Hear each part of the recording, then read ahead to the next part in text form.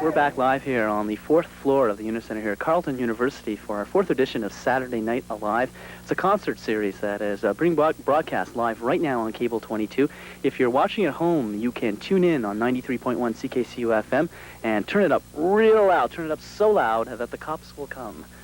And right now, joining me up here at Carleton University is Lucky Ron Burke, who we just had the opportunity to see live. How you doing, Luck? Not too badly, thank you very much. Yourself? Just great. There has been a noticeable revival in the country music scene. I mean, I guess from a historical point of view, it might have started with Dwight Yoakam and Steve Earle and Randy Travis. Canada's own Cowboy Junkies have gone to #1 in Canada and are playing in the States. I picked up a Village Voice and they're headlining at the Bottom Line. And Ottawa has been depicted by the rest of the country as sort of being the leading area of the revival of Stomping Tom Connors. You've probably been asked this question before. Do you feel that you are sort of part of this revival, or is it just, you just enjoy playing this music? And, do you feel you're sort of part of it? Is that sort of the reason for your popularity, or is it just the music that you like to play and you've been doing this all your life? What does depicted mean? Well, apparently our program director, John Westhaver, here at CKCU-FM, was interviewed by the CBC last week about the fact that Ottawa is sort of the leading area. It's, I guess, a perception from the rest of Canada that Ottawa is playing Stomping Tom Connors all the time. Yeah, I know I play a lot, but anyways, me and another guy that takes over my shows the odd time when I get married or something like that. Lucky Woody, he does it.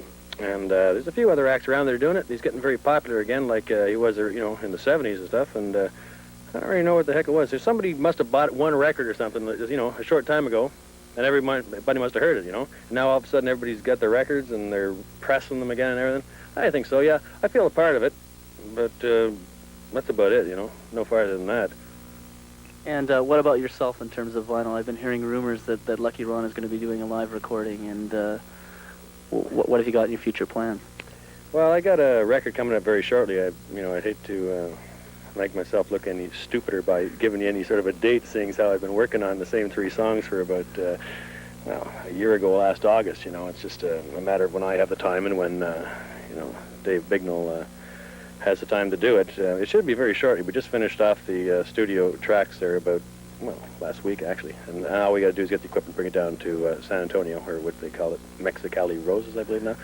Personally, ladies and gentlemen, I like the name San Antonio Rose a lot better, and I think we should all get together and get that thing changed back there before it's too late.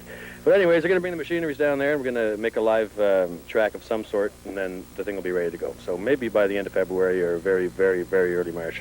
And for the people who are looking forward to it, will it be cover songs? Will it be originals? Well, there'll be 2 originals on it.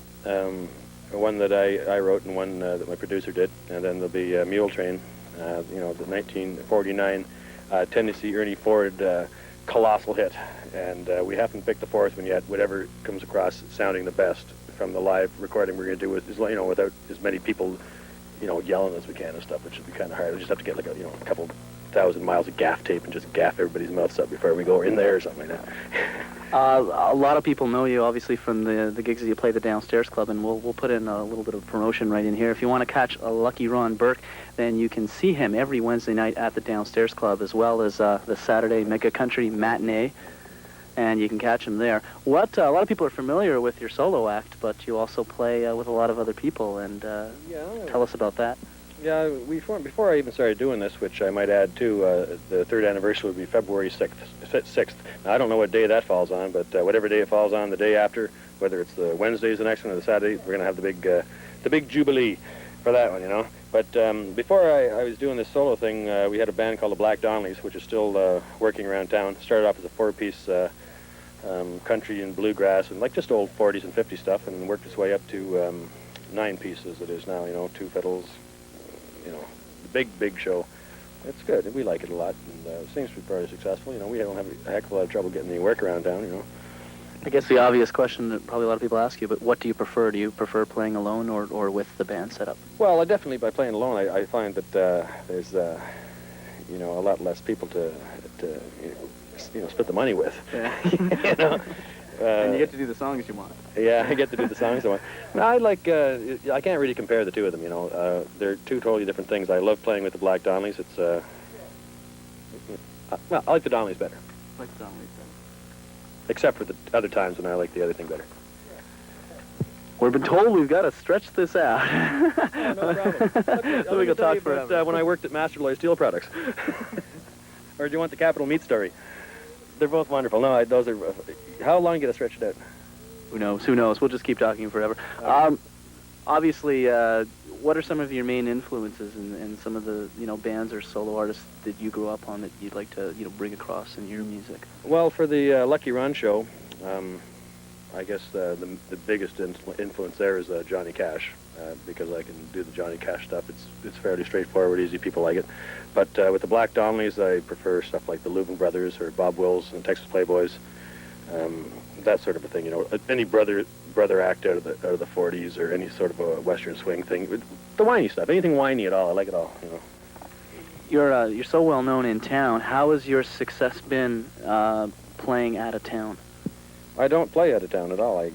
That's why the reason I don't play out of town is because I can play in town now. I've been this is my 20th year doing this, and it's hard to break in a new room and new people, that aren't accustomed to it, especially a solo act. I mean, that's a little on the rough side. So I just like to stay around here because it's easy for me, and it's not like I don't like playing out of town, but Do you think that by putting out an EP that might help you to be able to get out of town, or would you rather actually prefer to basically get as big as you can in this city? I mean, it sort of sounds like you're really just interested in just going out and playing. You're not worried about whether you become a big star across Canada.